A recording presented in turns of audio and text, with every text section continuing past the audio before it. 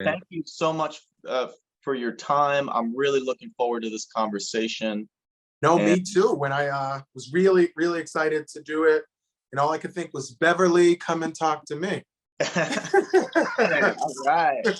I mean, I was going to start off by asking you about your favorite Philadelphia songs, but it sounds like you already picked one. That's it. That's it.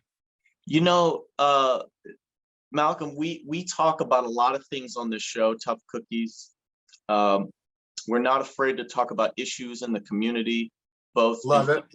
both in Philadelphia, Pennsylvania, and in the nation at large. But we always talk about music to start. Love it. Love it. I have an eclectic music taste. Now, I know that you not only grew up in North Philadelphia, but you still live there. That's correct? right. That's right. Well, first of all, for people that watch this show that have never had a chance to visit North Philly, because we have people from all over the world that watch this show, what do you love about North Philadelphia that has kept you there? So we have the best people in the world. I just did a drop and go senior fair today because, you know, COVID is still keeping us physically distant, and particularly with our seniors, not going to crowd them into a room for our traditional senior lunches and our senior breakfasts. And so we said, you know what, we will go into, I have a bunch of different senior apartment buildings in my district. And so I said, you know, we'll go to the apartment building and just drop off bags with materials and masks and other things, and just stop by the door and just get a chance to see people. And just those moments, seeing people who literally in some cases helped raise me. Wow. And now I get to represent them in the state house, is, you know, you don't get an honor like this. Yeah. I don't know. Everybody doesn't get this chance.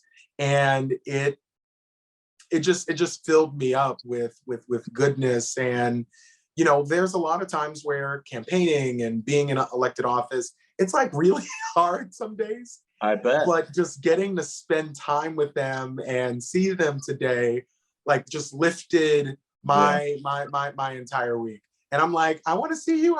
We got an elbow bump, and they're like, no, I'm vaccinated. Hug me, baby. I mean, I always tell people, you know, Philadelphia is about heart and soul, right? Really? And people in this city, they got grit, they got heart, they got soul, and they are what we call tough cookies. You know? Oh, and they will tell you what they think, right? That's a They'll tell you what they think. In fact, Philadelphia people will share their life story with you in the first 5 minutes that you meet them. I mean, it's like people wear their heart on their sleeve.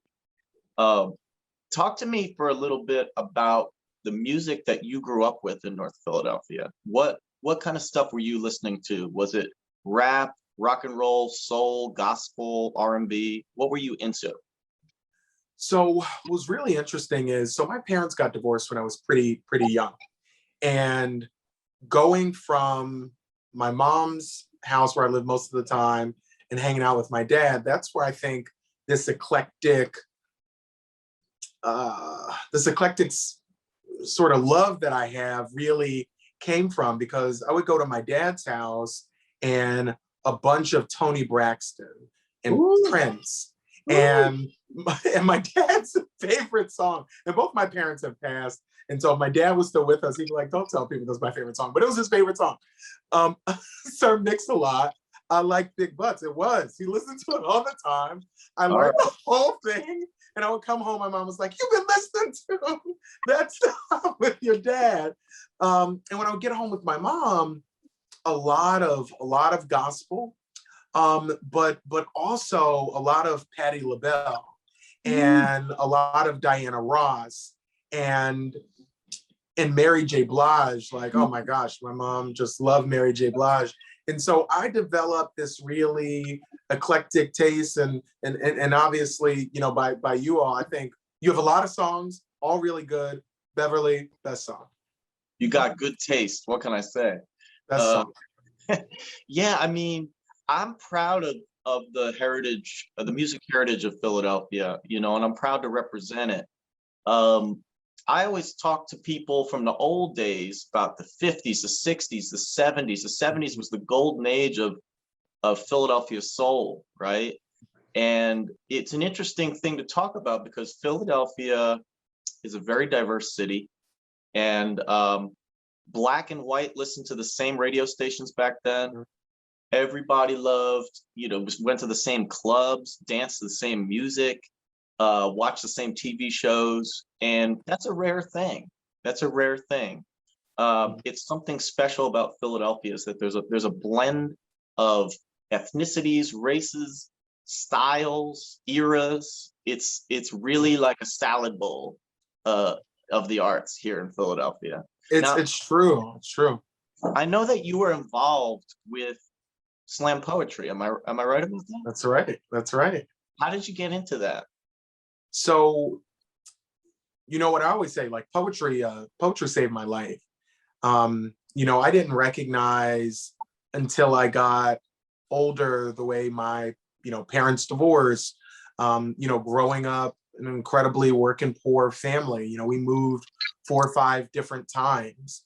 We were doing that dance that a lot of families have to do. We're like, maybe light bill this month, gas next month, a little like cha-cha of robbing Peter to pay Paul, as my mom would say. Mm-hmm. And, as I got older and learned more about like trauma and ACEs, these adverse childhood experiences, I didn't know what any of that was. But I had a lot of those. I had a lot of those ACEs, which is good in spades, bad in life. Sure. And so poetry, I learned about Gil Scott-Heron, who's my dad's favorite poet. And so I would listen to him and listen to my dad, but it wasn't something I loved, to be honest. I wrote stuff here and there, but I took a class with a professor, Dr. Kamika Williams Witherspoon, and she's still a professor at Temple University. And I took a class called Poetry as Performance. And in that class, it was all about, slam poetry. We did a lot, with understanding sort of different styles of poetry, different forms on the page. But really the crux of it was this big show that we did at the end of the year that was very theatrical in nature, but all the lines were our poetry. And so after that class was over,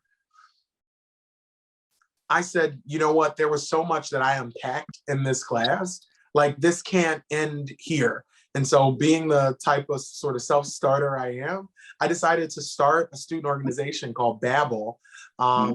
And it's now been in existence over a decade at Temple.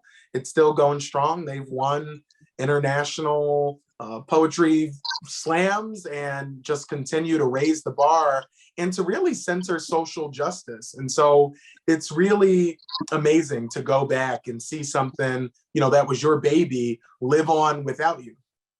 Fantastic. So then how did you make this leap from the arts and sort of activism through arts into public service? And around what age did you make that sort of adjustment? I don't know if it really was an adjustment. The first time I ever did anything civically, I was 11 years old and I was living on this block in my district, Woodstock Street. And I came home and I was like complaining to my mom about, crap on the street. And I'll never forget, without skipping a beat, she was like, well, if you care so much, why don't you go do something about it? And I was like, oh, okay. And so I ran for junior block captain. And it was the first thing I ever did in terms of getting civically engaged. And it gave me this real sense of, 2 important things. First, nobody's coming to save you. Right. And I think time and time again, even with folks I really like, we've gotten into this sort of like cult of personality with folks in public office. And I think that that's deeply problematic because a part of that requires people to give their power away to somebody else to fix it. And so the second thing I learned is that not only is nobody coming to save us, not only should we not give our power away, but we don't need anybody to come save us. And so when we organize and form coalition, that is the way we build the type of systemic sustainable change that we really need. And so for me, that's a model of leadership that I learned all the way from being a junior block captain. I didn't clean the whole block by myself, but I had to knock on doors, get folks engaged. And that was something for me in college where it really flourished. My poetry was always very focused around social justice and around how we lift up voices and experiences that we don't often see centered. And being on stage and having a bunch of people have to listen to what you have to say, it's a big deal.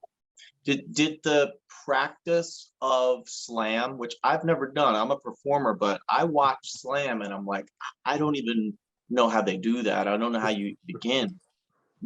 Was that sort of like a bridge into the public speaking and the, relating to people through speech that you have to do in your job now? So that my friend, Adam, that started in church.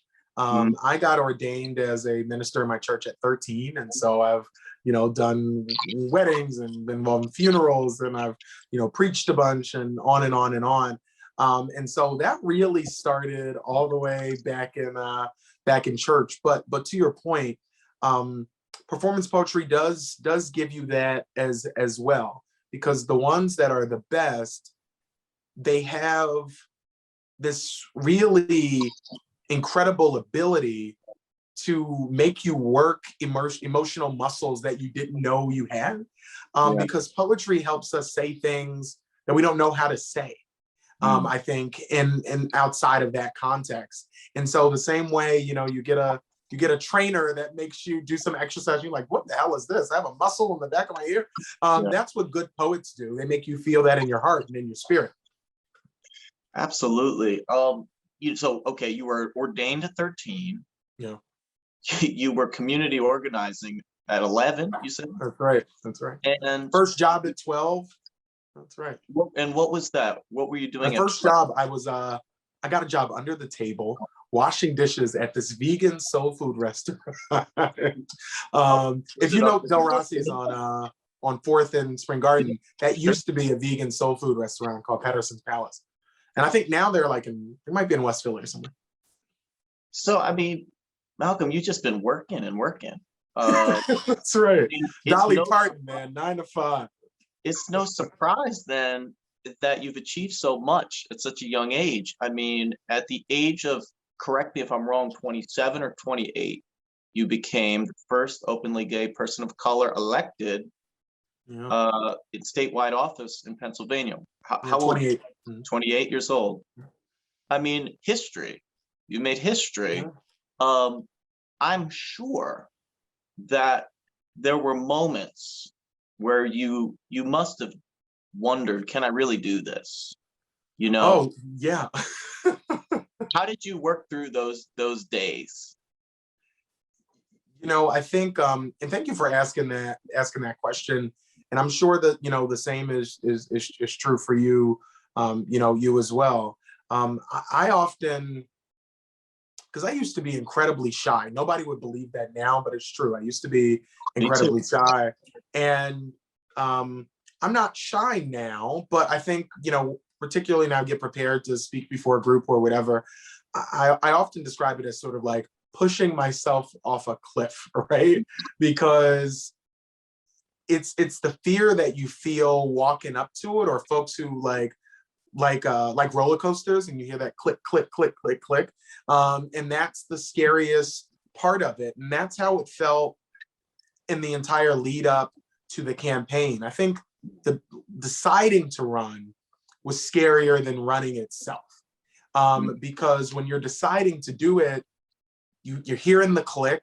And for me, that click is all the voices that are in our own heads telling us that we're not good enough, that we won't do it. And I was like, we've never elected a Black gay person. My district would, be in a community where there are folks who I knew would use this as something that they thought was a weapon against me to tell people not to vote for me. And so, I remember, and this was one of those important click moments, And it was really at like sort of the top, right, of the roller coaster where it's like, it's too late now. Yeah.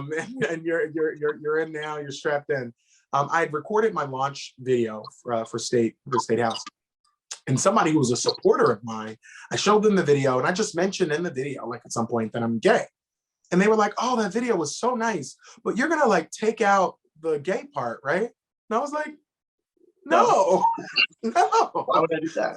And they were like, well, you know, if you want to win, you have to take that out. If you leave that in, like, I like you, I support you, but you're gonna lose. And I said, well, I'd rather lose as Malcolm than win as somebody else. And so that was an important moment for me, because, you know, when all of this is said and done, I want to be able to look in the mirror and see myself.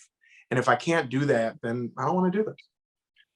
Fantastic. I'm always, you know, so curious where these voices of inspiration come from. You know, we could talk all day about the no, you can't voices, but the yes, you can voices, were there anybody, were teachers, preachers, community organizers, family members that helped put that voice in your head that you could do whatever you wanted to do?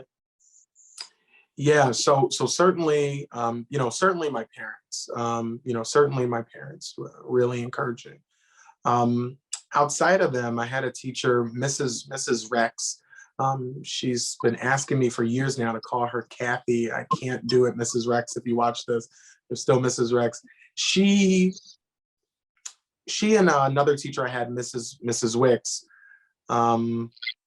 they really helped me believe that I could do anything. I mean, that's the power of a good educator, that they can really instill in you, to your point, those other voices. And she was so good at that, of like holding me accountable, of having super high expectations, but of being one of the first people who I felt like saw me holistically and supported me. And I, you know, came out, or really was outed my last year in high school, created a lot of tension and drama with my mom. And Kathy was just one of those people. See, there you go, Kathy, it's working. She was one of those people who, you know, didn't pry, didn't press, but was a shoulder and was an ear in a moment when I really needed it. And she has, you know, become a friend of mine. You know, all these years later, you know, I still talk to her. Fantastic. And you will now pass that voice on to so many other people. I mean, just we talk on this show a bit about representation, not always in terms of politics, but in terms of media, or just, you know, people need to see themselves. You need to see that path that someone else has taken, that they can do it. So first of all, mazel tov on making history, but I do believe that you're going to continue to make history. You're certainly going to try. So to that point, I want to ask you about your current endeavors. So you've been working now in Harrisburg for 3 years. Yeah. What was, you know, what has it been like? I'm sure it hasn't always been a smooth ride, being an out person of color from Philadelphia in Harrisburg, from what I know and from what I see of the state legislature. What has it been like for you? And remember that we have people that watch this show from all different states. Some of them are in states that have a lot of representation in terms of people that are out. Some of them are from states where there are no LGBTQ people in government, statewide government. So to that point, what has it been like for you? Yeah, I'll just start to say, you know, it's not about symbolism for symbolism's sake, right? It's not about saying, oh, we've never had one of those, let's elect that. For our government to truly work, right, we have to have a government that reflects the fullness of the American experience. And we are a nation of folks that are of every gender and background and religion, and come from different countries of origin, or have different stories of how we call this place home. And all of those stories need to be reflected in our government, not because, it just makes us feel good, but because it impacts the way we think about policy. I've had certain experiences that folks can empathize with, and I appreciate that. But that's not experience. Right. And I think that that is key. And I think all across Pennsylvania, as I've gone around the Commonwealth, as one of the most requested surrogates for folks in this last election, Yeah. as a surrogate for President Biden, making the case to folks and really hearing from people that, listen, they don't care if I look like them or love like them. What they want to know is whether or not I'm going to fight for them. And that Sure. is fundamentally what we've been doing, in Harrisburg, on all of these things as it related to, the voting rights and them trying to take away the voices of Pennsylvanians who just wanted to be heard. As Democratic Secretary of the State Government Committee, I was in the room, making the motions, doing the work to try to stop some of these things and do what I learned, as I told you, back when I was a junior block captain. I think a lot of people nationally got to know me because of a conversation with Rachel Maddow about the election integrity, committee. And what we did was tell the truth about what they're doing. And then thousands and thousands of people got engaged, were standing out in front of the majority leader's office during a pandemic saying, don't try to silence me. And so what I've seen is a lot of the same sort of intransigence and, right-wing ridiculousness that we're used to. But what I've also seen is so many people step up demanding different. And that's what really is so inspiring. So after 3 years working in Harrisburg, and now you are hoping to bring your talents, your convictions, your values to Washington. You're now running for U.S. Senate for Pennsylvania.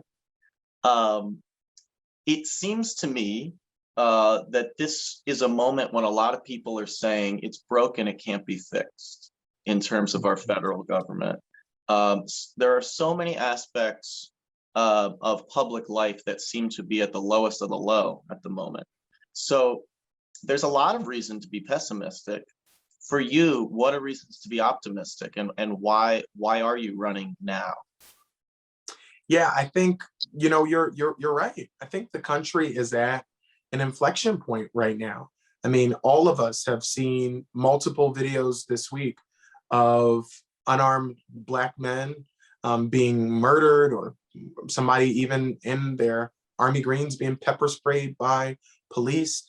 Just before we got on, we got an update about another mass shooting in the country. Yep. And we all witnessed January 6th and seeing one of the first people plead guilty as a part of that insurrection. And so you're right, there's a lot that's so heavy right now, and that makes this moment so critical, because I remind people everywhere I go, there's nothing on some tablet somewhere that came down from on high that says America has to succeed. The reason America has succeeded is every generation, what you've seen are young people stepping up to preserve and expand the promise of America. You think about the civil rights movement or the movement for LGBTQ rights, for women's rights. You just go on and look at history. It's always been a new generation of leaders who stepped up to say, hey, the promise of America is big enough for all of us, for every single one of us. And that's the moment where we're in right now, where we have more octogenarians in the Senate than millennials. And whether or not we do something on climate change, that has a direct impact on whether or not, me and my future kids and their future kids are able to inhabit this planet. And I know there are a lot of billionaires who are doing all this space travel stuff. I will tell you right now, I'm not going. I'm not going. And so we got to save this planet. There's so many folks who are shackled down with debt, who have had to bury family members over Zoom because of this pandemic, who are at their wits' end. But when you asked me in the very beginning, what do I love about North Philly? It's the same thing I sort of love about all of Pennsylvania. is that this is a place where people are so freaking resilient and so tough in the face of so many obstacles. And what they deserve are leaders who understand in their bones, what's broken because they've been there. Sure. Well, let's get real for a second. You Yeah. know, I have traveled, like I have performed in 48 out of 50 states in this country. I've performed in dozens of countries. I have traveled everywhere in Pennsylvania. I mean, I've performed in small towns, big towns, Western, Northern, Southern. Pennsylvania is a big state. And I've had experiences where I've been performing in very rural parts of Pennsylvania. And there's been tension because, at these free events, we had people that showed up with red Trump hats and they're yelling at these people, and then there's a scuffle with these people, and I'm up there on stage trying to keep peace and trying to speak to it. You have the task now of traveling when you can, traveling all over Pennsylvania. You're going to have to win over some people that voted for Donald Trump at some point. How can you do that? What can you say to folks in more rural areas of Pennsylvania to bridge that gap? And that sometimes it's a gap of perception, but what can we say? What can we say to each other to bridge the gap? So, the good news is I've already done that. It's a part of why, my colleagues who are up for reelection and some who were fighting hard to get to the state house or the state senate, that they invited me to campaign with them in all different parts of the Commonwealth. It's why, I was a national surrogate for President Biden, went all around the country prior to COVID, and then all around the Commonwealth virtually, and then in person once we kind of figured out how to sort of work our way through this pandemic. And I've been doing it now. I'm vaccinated, and I've been going around the Commonwealth, meeting with people, and picking up support from all across the Commonwealth. I think that when folks say to me, some folks have said, well, these certain group of people might not like you, or there are folks who, don't want to see or can't imagine a Black person in office. First of all, my job is to not say, what do people who are opposed to progress, what do they want to do? Let's do what they say. Right. If we listen to them, there's a lot of stuff we wouldn't be doing. And so I don't use that as the stick or the measuring pole of what success is. There are a lot of folks who have bought into what Trump is selling, and we may not win every single one of those voters. We have to talk to them, but we may not win them. However, there are so many voters who election after election have decided to sit it out, who got millions of dollars, billions of dollars in TV commercials, radio ads, people knocking on their doors, and still said, you know what, I'm not interested in anyone. I think some of those people ended up voting for Trump out of a sense of hopelessness and desperation. And so to me, it's not about what do we say to folks, it's about what we do. I think for us to win this election, what we have to do is not be full of crap. Yeah. Not be full of crap. To tell people what we believe, who we're going to fight for, what we're going to fight against, and then go do those things. And so for me, it is very, very simple. People don't, as I said before, have to look like me or love like me. I think the only question folks are asking is, who is going to fight for me? And I think you're right. I don't look like the 57 other senators who we've sent. We've sent 57 straight white guys to the United States Senate. And I think Pennsylvania doesn't really care about that. What Pennsylvanians are going to care about is who is going to go to the Senate and ensure that more people have health care, that we have clean energy jobs, that we do what we need to do. And I will tell you this, I will go anywhere and talk to anyone about what's at stake, not just in this election, but what's at stake for them. Because ultimately, people's names are on the ballot. But at the end of the day, what happens in these elections aren't about the candidates. It's ultimately about the people whose lives are impacted by the decisions that are made. I know you're very passionate about raising the minimum wage. We both know that more than half of Congress are millionaires, right? Yep. And I'm sure much more than that are close to it. You know, you grew up in North Philadelphia, and you lived the experience of how the current minimum wage laws affect people day to day, right? How can you have that? How can you make that conversation felt by those in Washington who have never lived a day with poverty? That's a part of the reason candidacies like mine are so important. Because at the end of the day, we get folks who cosplay concern for working people when it's election time. And then we have to cross our fingers and cross our toes and hope that they actually go do those things in Washington. I mean, we've all seen it where these commercials where, right, somebody's at the kitchen table, that overused analogy of the kitchen table, and somebody's fumbling through bills. And then some millionaire who went to all the elite schools walks in and says, oh, I'm gonna fight for you.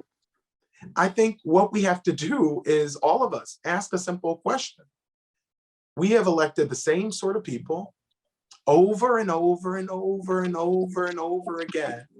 And yet we sit here talking about so many of the same things that our parents were talking about, that their parents were talking about. And so a part of what we need to do is to get new people in the system. The second thing we need to do is to do what I've always been able to do. Listen, I am not a safe harbor for nonsense, and I call out nonsense when I see it, but I'm also, I often refer to myself as a do something Democrat.